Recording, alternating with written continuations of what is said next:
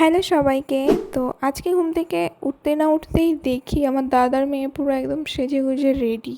ওরা একদিন আগে এসেছিল, তো আজকে আবার ফিরে যাবে। আর এদিকে আমিও চলে এসেছি ব্যালকনিতে গাছগুলোকে দেখতে, আর তোমাদের সাথে আজকে শেয়ার করছি তারই আপডেট। তো এই যে কয়েকদিন আগে যে গাছগুলো লাগিয়েছিলাম সেগুলোর কন্ডিশন এখন এরকম। যেগুলোই লাগিয়েছি মোটামুটি সবগুলোই বেশ হয়ে গেছে, বাকি গাছগুলোকেও একটু ঠিক করে রাখছিলাম। দেন তো পেয়ে গেছিলো প্রচুর খিদে, তো আজকে ব্রেকফাস্টে একটু স্যান্ডউইচ খাওয়ার ইচ্ছা হয়েছিল। তো এই যে বানিয়ে ফেলেছিলাম এখানে স্যান্ডউইচ, আর এটা ভীষণ টেস্টি। আর স্যান্ডউইচের সাথেই খেয়েছিলাম এই যে পিঠেটা খেয়ে না আমার এই দিন বেরোনো ঠিক হয়নি। কেন বলছি দাঁড়াও। খেয়েছিলাম গোসবাতে পিভিআরের জন্য। তো তোমরা তো আগে এই নদীটাকে দেখেইছো। আর সবাই কথাটা বলে, মানে যেটা প্রচলিত আছে যে পিঠে খেয়ে গেলে কোনো কাজ নাকি সম্পূর্ণ হয় না। তো আমারও তাই।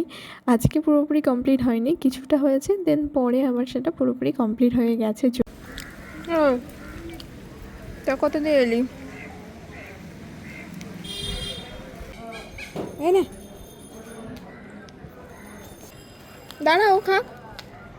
আর আমি যেখানেই যাই না কেন এনাদের মতো পুকি আমার পিছনে পড়েই যায়। কোনো কাজে বেরোলে সেই কাজটা যদি আমার সম্পূর্ণ না হয় বা কোনো কারণে যদি আমার মন খারাপ থাকে না, আমি সবসময় বিরিয়ানি খাই। তো আজকেও সেই মতোই